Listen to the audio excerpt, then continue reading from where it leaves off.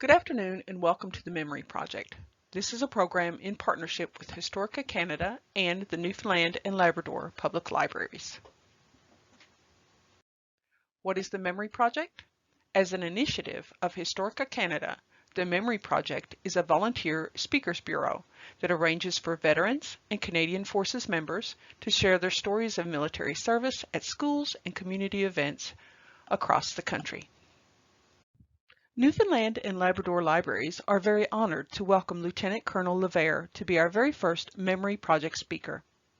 He was an officer in the Royal Canadian Engineers in the Canadian Army for 39 years. Today, Lieutenant Colonel LeVere will tell you about his experience in Kosovo in the summer and fall of 1999 and the impact of unexploded mines and ammunition on children in Kosovo. Welcome, sir. Please begin. What I want to talk about today are known as explosive remnants of war. When wars stop and the soldiers are demobilized and return back to their villages or their civilian life, there is left behind enormous forms of pollution in the form of explosive. Some of it are landmines, a lot of it is unexploded munition, and then there are hundreds and thousands of tons of abandoned munition all over the place.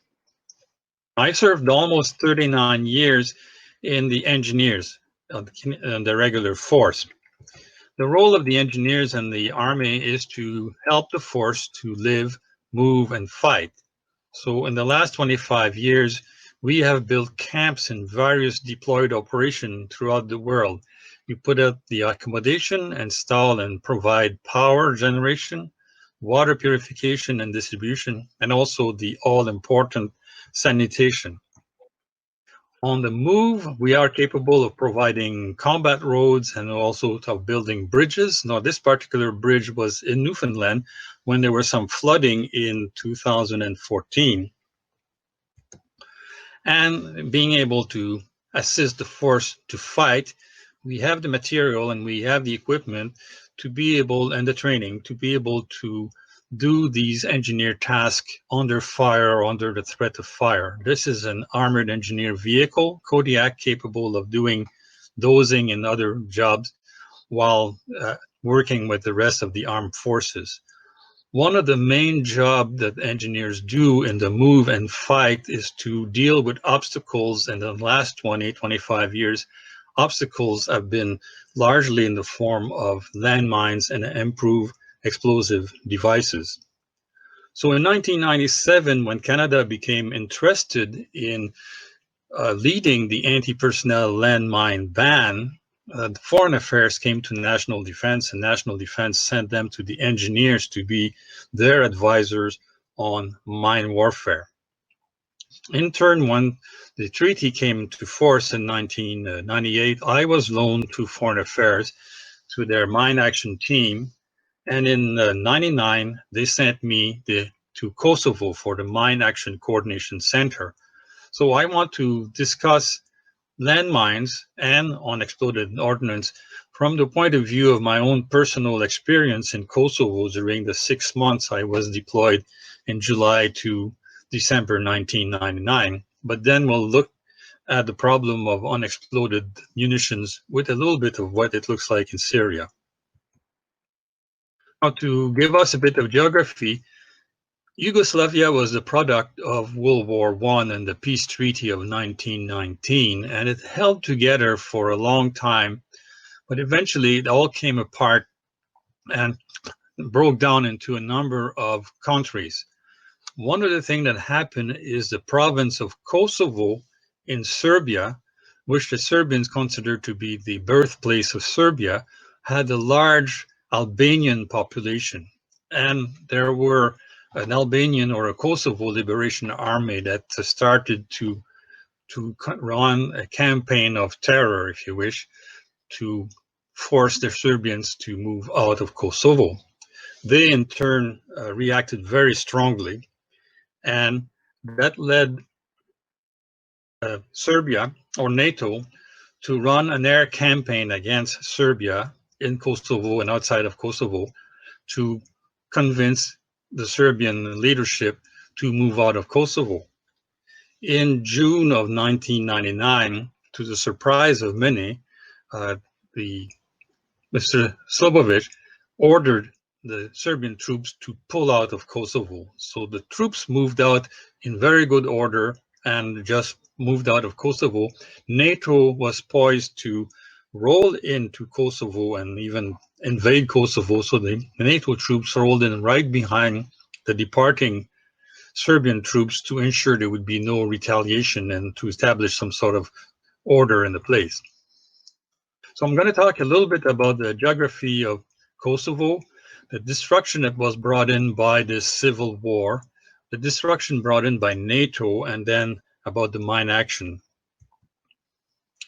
Now, Kosovo is not large by Canadian standard. It's almost 100 by 100 kilometers. So a total surface of a little bit over 10,000 square kilometer.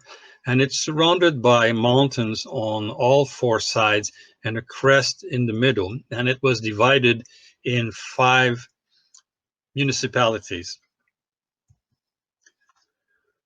When I rolled in July at the beginning, of course, you don't quite know what to expect. And for this part of the world, the plains are quite large. So it was in July, it looked normal. But then as I get up closer to Pristina, we saw the first signs of destruction.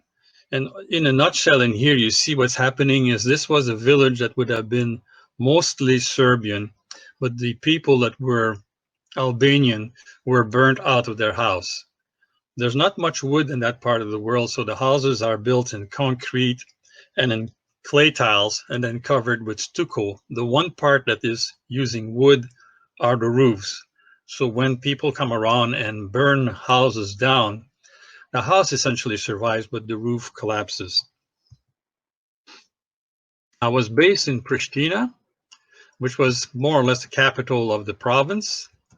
And we're living on our own. So the UN approach to accommodation is to give you a monthly stipend and you find yourself a place to live.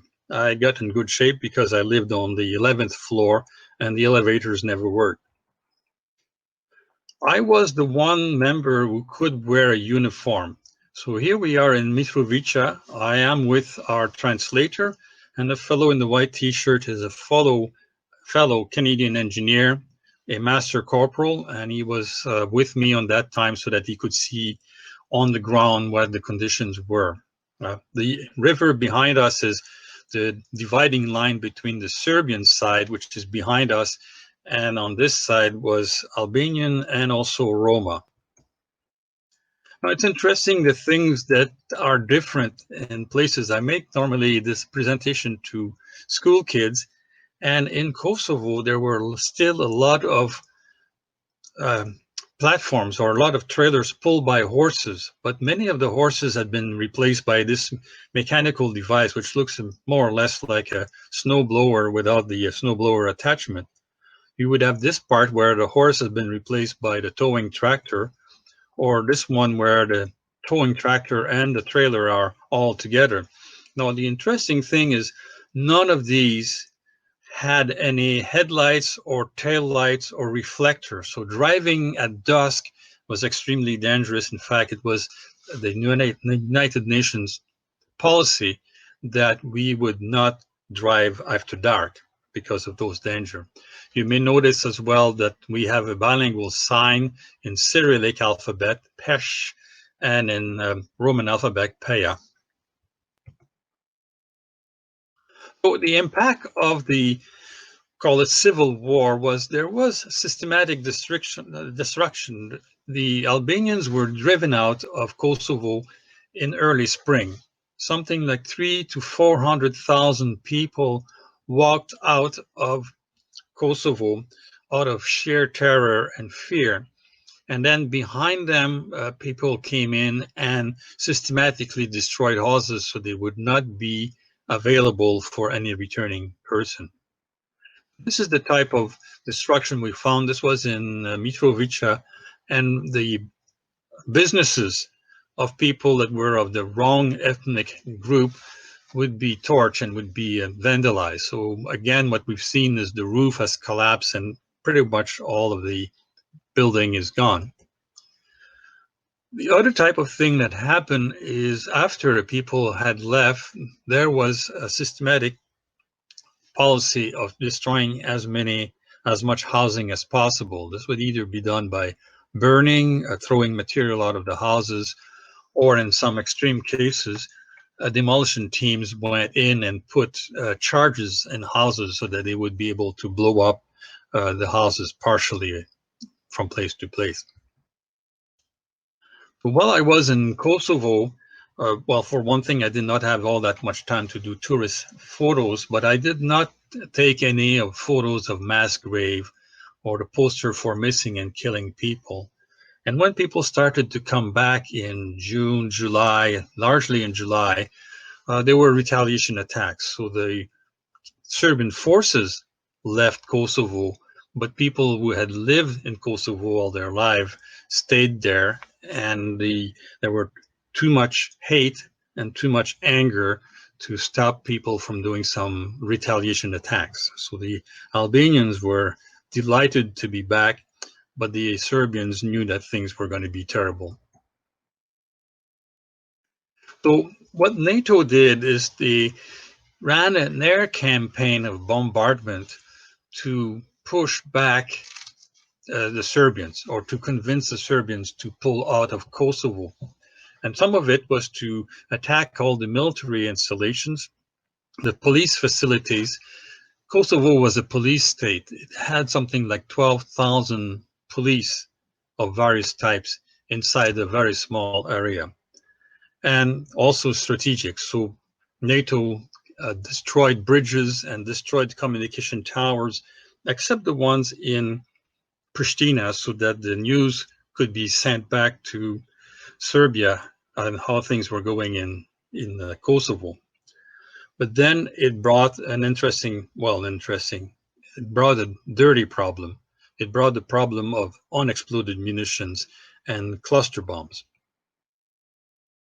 So typically NATO would have blown bridges to make life more difficult for the Serbian forces to move around. I like this one, or the children like this one, because it's a school, but the school was used by the secret police, which was very instrumental in the harassment of people in Kosovo, so that this particular school was destroyed by NATO. This was behind my apartment in Pristina. This is the phone exchange in Pristina. It was attacked in the middle of the night, probably to make sure that we had as few casualties as possible, and left a great big gash in the building. The other thing that was interesting when I was there is that this was a NATO-led mission. It was not a NATO force exclusively. There were all sorts of other countries who joined us. United Arab Emirates joined us. Switzerland provided some people. What was interesting is all the Eastern Europeans who wanted to come in and join with Europe and also with NATO.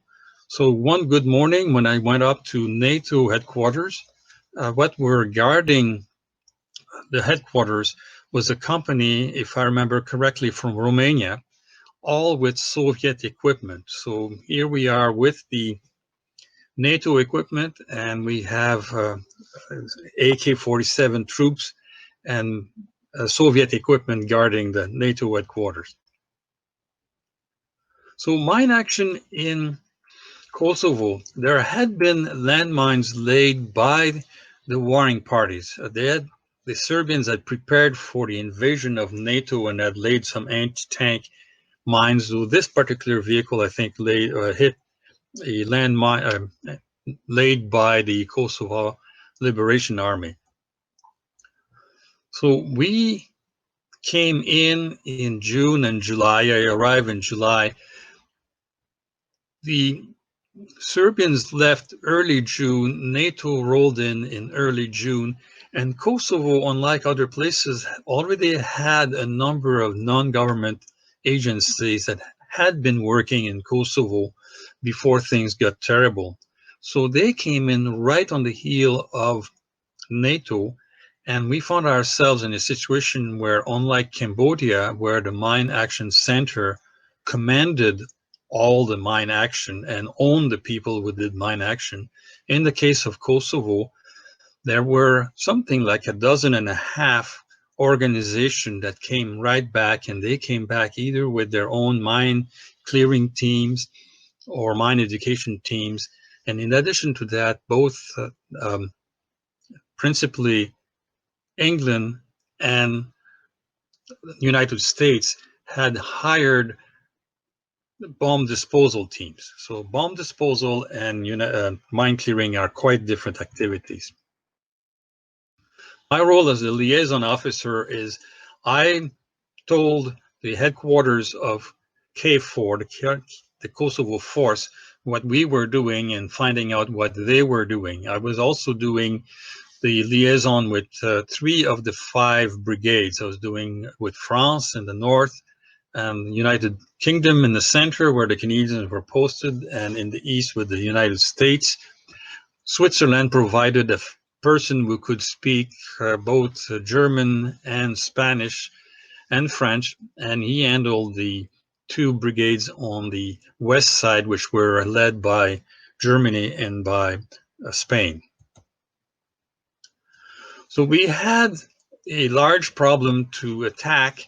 One was that there were mines that had been left behind. There were mines that were official, if you wish. There were mines that were on minefield plots, and the Serbians left us their minefield plots when they left. There were mines that had been left by the irregular armies, and in some cases they would not admit that they had laid mines. There were booby traps. Some of the houses, some of the schools had been left with traps in them to make them useless. Then there was a problem of the United Nations unexploded munitions. And one of the large part of this was the sub-munitions, what they call the Blue 97 or the Blue 755. Now, these things were all over Kosovo. And what happens when you have mines and booby traps is people are afraid to go back in their villages. They can't use their schools. They can't use their markets. They can't go back in the fields to grow food. The scope of it in terms of numbers is we estimated there was about 30,000 anti-personnel landmines lying about and about 10,000 anti-tank mines. Now, UXO, which is unexploded ordnance, are bombs and shells. There's a 5% rule of thumb for how many of these do not blow up. When you read about World War II and the remnants of World War II, in some cases, the estimate is 10% or even 15% of the bombs that were dropped never blew up. We knew that there had been 1,300, almost 1,400 cluster bomb drop. And depending on the model, there are about 200 bomblets in each cluster bomb. So we expected that with the 5% rule of thumb, there would be something like 14,000 of these Blue 97 lying about. Now, mine clearing is an extremely slow and dangerous work because the mines are well hidden, and as time passes on, the nature takes over and hides all the traces of mines, so that you have to be covering the ground literally centimeter by centimeter. You can use mine detector as this soldier is doing, but some mines are almost all plastic, or they have plastic and aluminum and are extremely difficult to find. So in many cases, what you have to do is on your hands and knees and with a prod, which is basically a long needle, test the ground about every 5 centimeters to see if you will find a landmine. It's extremely slow. So one type of mines that is typical is these little PMN2. They're about the size of a can of a tuna. So it's very small. It's a pressure mine, so if you step on it, the mine will blow up and typically will destroy the foot of the person who stepped on this device. Another type of mine that we are found around there are the fragmentation mine. As you can see It has been built with striations. This is a metal casting, and inside there is an explosive. Normally it would be perpendicular, and in this case, we use a string from a pole to the mine, and once people will trip the string, it will detonate the mine, and the fragments will go out in all directions. In many cases, such as in Bosnia, what we found is there would be 3 or 4 or 5 of these mines attached to each other. So if you found one, you had to make sure that you were finding all the others. I don't think we had too many of those in Kosovo, but another type of anti-personnel mine are the bounding mine. This one is about the size of a can of food, and there are 2 charges in it. You can see you can either step on it and it will detonate, or you can see the wire which is attaching here. And if you trip the wire, it would also detonate the mine. And the detonation is in 2 parts. The first part will push the mine out of the ground, and when the mine is about at belt level, it will then detonate and send fragments all around. So these mines are designed to try to attack a group of people moving together. Typical anti-tank mine would be about 7 kilos of explosive, and that's enough to break the track of a tank and immobilize a tank. But if you set it off with a small vehicle such as a Jeep, the Jeep will be thrown in the air and ripped apart. I mentioned before the cluster bombs, and the cluster bomb would carry about 200 submunitions. When the bomb is released, the bomb peels open a bit like a banana, and the 200 munitions spring out, and as they spring out, they arm themselves and fall to the ground. And that's what they look like falling to the ground. They have a bit of a drag chute so that they go in, if you wish, feet first. They're about the size of a can of pop, and they're designed to be able to make a shaped charge. So the shaped charge will make a perforation type of detonation that will go through armor, but at the same time, the periphery, the outside of the Blue 97, is castellated so that it will blow a whole lot of fragments and kill troops that are nearby. The problem with these is that they're very attractive. They're curious, and boys especially will go and play with them, or sometime a young man will try to clear them by themselves. People had a bit of knowledge, so they knew that this part in here was not explosive. What people don't appreciate is this cannot be disarmed. And because it has unexploded, we don't know if it is within a hair's breadth of detonating, or if you can hit it with a sledgehammer. It can go either way. In some cases, casting your shadow on an unexploded munition is enough of a thermal shock to make the unexploded munition detonate. So there was an enormous problem with the Blue 97. One thing that NATO Mine Action, or actually no, not NATO, but the United Nations Mine Action Team had developed was what they call ISMOD. It was a way of plotting all the information we had in terms of where the mines were, where the casualties were, and to plot this on a map so that you would be able to find all the information in one condensed area and really help to be able to make decision as to how you can attack the problem. Now, there was a bit of I call it a political problem, is that the NATO policy was that we would only perform mission essential demining. We would clear mines so we could rebuild bridges, or we would be able to install a camp for our own forces, but we would not clear the place of all the mines. The humanitarian mine clearing was a responsibility of the people who were there. And this is where all the NGOs came in to help. But essentially the philosophy was, it's your country, it's your war, they're your mines, now you have to clean up your mess.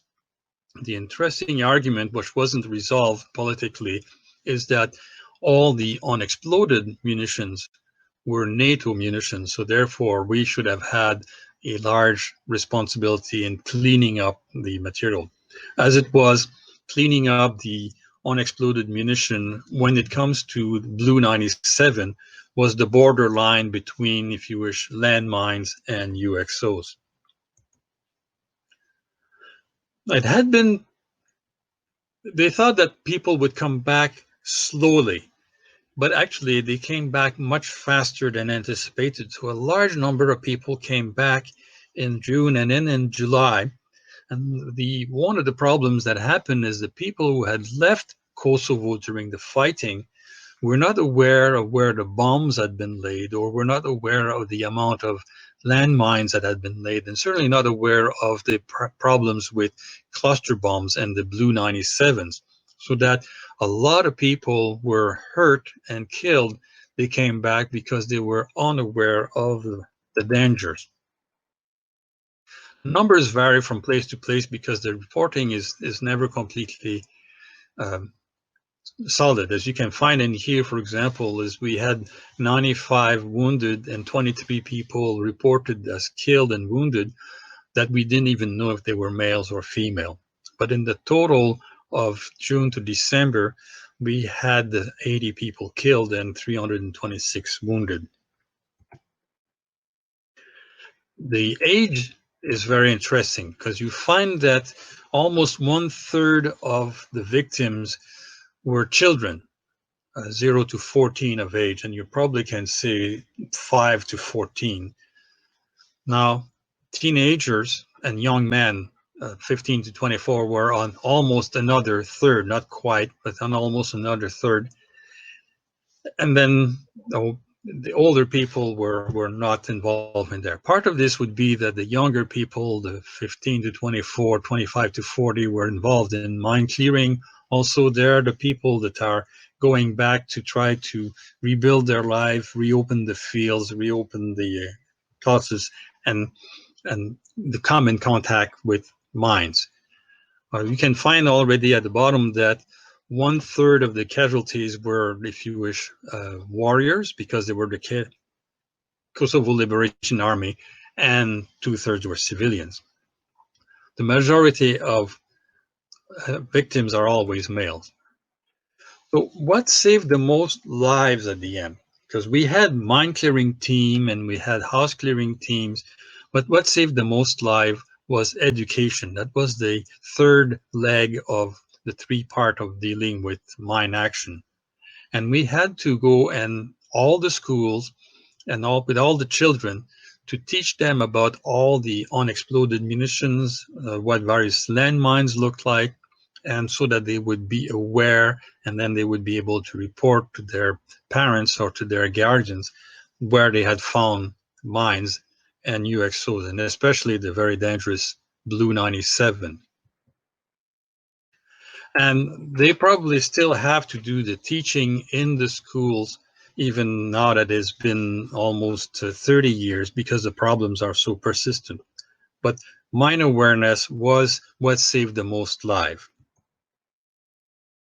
I mentioned already that we had in Kosovo a situation where we were not the Mine Action Center, we were the Mine Action Coordination Center, making sure that the 17 organizations that were doing mine clearing, plus the non-governmental organization, plus the commercial companies, were working in coordination with each other so that they don't all end up in the same portion in Kosovo and neglecting other portions of Kosovo. There was mine clearing, which is one set of skill. Bomb clearing was different, and house clearing. One of the questions that happened is how much did we clean? Well, this was the situation in July of 99, when we came in the estimated areas that were with landmines. And people would keep asking us, how do you measure the result? Do you look at the number of mines that have been lifted? And that was a question, always the number of mines that have been lifted.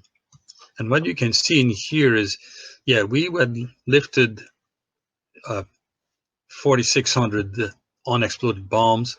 We had dealt with 2,200 bomblets, found 1,700 mines, 1,400 anti-tank mine, But the interesting part, and I'll come back to houses and schools, is we had a two-man clearing teams. We had a pair of two-man clearing teams. They were too small to be able to do any mine clearing. You need to be a team of about 8 or 10 to have the medical emergency team with you.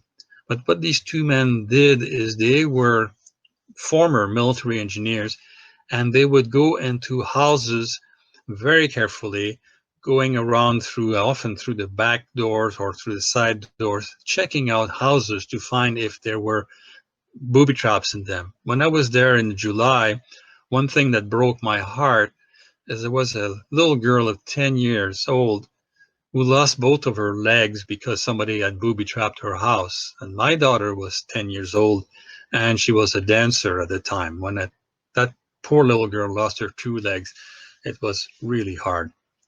So we had these teams that would go into a house and check it out, top to bottom, all around, all the entrances, all the windows, do the same thing for all the schools. Did we find mines and booby traps? Most of the time, no.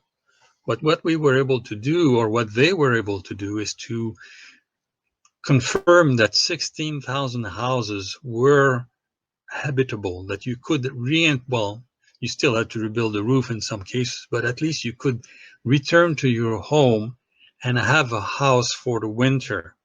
And that was extremely important. One of the interesting areas is how do you measure the problem?